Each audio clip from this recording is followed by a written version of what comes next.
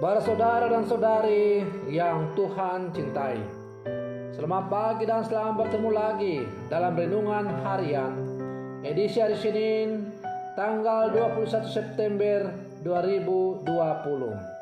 Hari ini gereja merayakan pesta Santo Matius, Rasul dan penulis Injil. Mengawali hari yang baru ini, kita hendak mendengar dan merenungkan sabda Tuhan. Marilah sebelum kita mendengar dan merenungkan sabda Tuhan, kita berdoa. Dalam nama Bapa dan Putra dan Roh Kudus. Amin. Allah Bapa yang Maha Murah, kerahiman-Mu tiada taranya. Santo Matius, penarik pajak, telah Kau pilih menjadi rasul dan kelak juga penulis Injil-Mu. Semoga kami dikuatkan oleh teladan hidupnya dan dibantu doa permohonannya.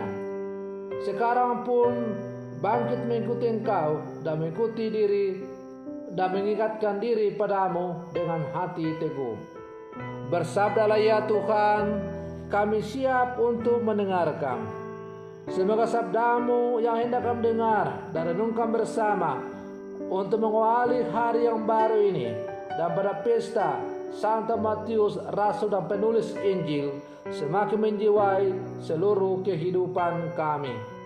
Terpujilah Engkau Bapa, Putra dan Roh Kudus, kini dan sepanjang segala masa.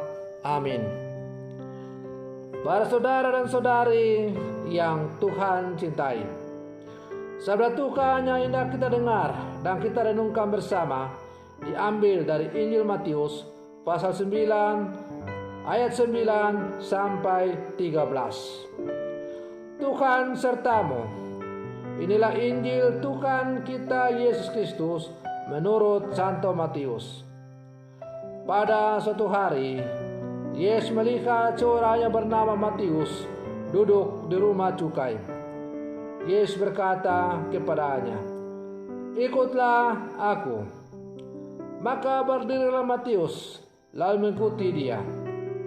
Kemudian ketika Yesus makan di rumah Matius, datanglah banyak pemungut cukai dan orang berdosa makan bersama-sama dengan dia dan murid-muridnya. Melihat itu, berkatalah orang-orang Farisi kepada murid-murid Yesus, "Mengapa gurumu makan bersama dengan pemungut cukai dan orang berdosa?" Yesus mendengarnya dan berkata, "Bukan orang sehat yang memerlukan tabib, melainkan orang sakit. Maka pergilah dan pelajarilah arti firman ini. Yang kukehendaki ialah belas kasihan dan bukan persembahan. Karena aku datang bukan untuk memanggil orang benar, melainkan orang berdosa." Demikianlah Injil Tuhan. Para saudara dan saudari yang Tuhan cintai, belas kasih mendidik kita untuk membenci dosa dan mengasihi pendosa, menjauhi yang jahat dan merangkul orang yang bertobat. Pesta Santo Matius, Rasul dan penulis Injil yang dirayakan oleh gereja pada hari ini mengajak kita untuk menjadi manusia yang lemah lembut dan bijaksana. Hendaklah kita hidup dalam prinsip yang teguh dan tetap murah hati terhadap sesama. Kita memang membenci dosa, tetapi kita tidak membenci pendosanya. Kita mau supaya menyelamatkan orang yang berbuat dosa itu supaya kembali ke jalan yang benar. Kita sebagai anggota tubuh Kristus bukanlah orang-orang sempurna. Namun kita semua dipanggil menuju kesempurnaan iman dan cinta dengan saling mengampuni. Para saudara dan saudari yang Tuhan cintai, dalam bacaan Injil yang baru saja kita dengar bersama tadi, Yesus bersabda, "Yang kukehendaki ialah belas kasihan dan bukan persembahan." Apa yang bisa kita persembahkan kepada Tuhan? Pada zaman dahulu, orang Israel yakin bahwa persembahan kurban kepada Allah adalah solusi manjur untuk menghapuskan dosa dan menyenangkan Allah. Tetapi Allah bukan Tuhan yang senang dan puas dengan upeti. Allah menghendaki relasi yang pribadi dan intim dengan menghendaki ungkapan kasih dari hati yang tulus. Untuk itulah Yesus menunjukkan teladan, mendatangi, memanggil, dan makan bersama dengan orang-orang berdosa. Para saudara dan saudari yang Tuhan cintai, ketika relasi dengan Allah hanya dipahami sejauh kita melakukan peraturan atau ketentuan dengan baik, lalu sangat mungkin yang tercipta adalah relasi dingin, hambar, dan kaku. Mungkin juga sebagaimana terjadi dengan orang-orang Farisi, kita dapat merasa diri orang baik dan merasa punya hak mengatakan orang tertentu tidak baik, karena kita telah melakukan segala perintah-perintah Allah. Maka Rasul Santo Paulus mengingatkan kita bahwa kita dipanggil untuk rendah hati, lemah lembut, dan sabar, dan menunjukkan kasih dalam hal saling membantu kepada semua orang, tanpa membeda-bedakan orang baik dan orang berdosa, pejabat atau rakyat jelata, kaya atau miskin, hitam atau putih, dan seterusnya. Para saudara dan saudari yang Tuhan cintai, sama seperti Matius, si pemungut cukai yang dipandang orang berdosa di mata orang banyak, tapi justru dipakai oleh Yesus untuk menjadi berkat bagi banyak orang. Matius dalam bahasa Ibrani berbunyi Matai, yang berarti karunia dari Allah. Maka kalau hari ini kita merayakan pesta Santo Matius pengarang Injil, pada hari ini kita mengandung pesan agar kita bisa menjadi karunia belas kasih dari Allah bagi banyak orang melalui karya dan panggilan kita masing-masing. Para saudara dan saudari yang Tuhan cintai, Matius, si pemungut cukai, dipandang orang berdosa, orang tak layak, orang hina. Tetapi orang yang dipandang oleh manusia sebagai orang berdosa, orang hina, orang yang hina ini dipanggil oleh Allah untuk menjadi rasulnya. Bahkan ia kemudian menulis Injil yang sampai saat ini kita imani sebagai firman Tuhan. Maka bagi Yesus, sebagaimana dikatakan juga dalam sabdanya tadi, bahwa ia datang bukan untuk menyelamatkan orang yang benar, tetapi orang berdosa.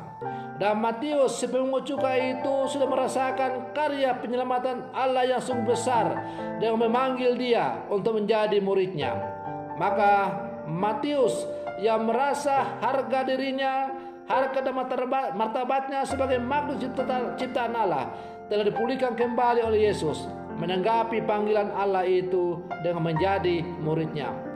Bahkan bukan hanya sekedar menjadi murid Yesus, tetapi ia menuliskan pengalaman imannya itu dengan menulis Injil yang diberi nama Injil Matius. Para saudara dan saudari yang Tuhan cintai, apa pesan bagi kita yang hidup di zaman sekarang pada pesta Rasul Matius, pengarang dan penulis Injil ini? Pesannya bisa kita petik adalah bahwa Allah tidak pernah memandang latar belakang kita. Allah tidak pernah melihat apakah kita ini orang berdosa, orang suci. Allah tidak pernah melihat apakah kita ini orang layak atau tidak layak. Tetapi Allah hanya melihat bahwa di dalam setiap pribadi, setiap diri, setiap hati, setiap umatnya ada potensi yang ia mau pakai untuk dia panggil menjadi rekan sekerjanya, menjadi pewarta Injil dalam kehidupan.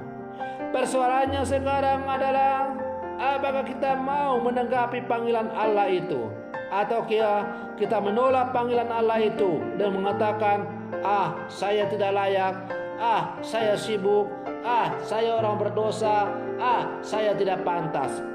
Ungkapan-ungkapan itu sebenarnya mau mengatakan bahwa kita mau menolak panggilan Allah itu.